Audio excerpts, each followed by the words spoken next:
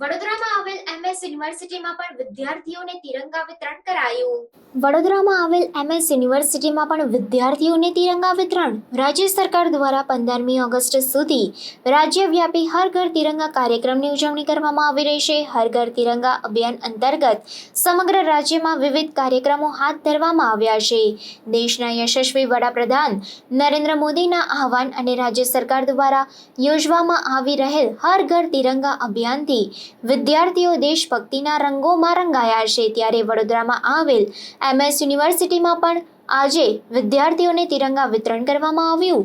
ભારત માતા કી જય, વંદે માતરમ જેવા નારાઓથી એમએસ યુનિવર્સિટી ગુંજી ઉઠી અને વિદ્યાર્થીઓ દેશભક્તિના રંગમાં રંગાયા.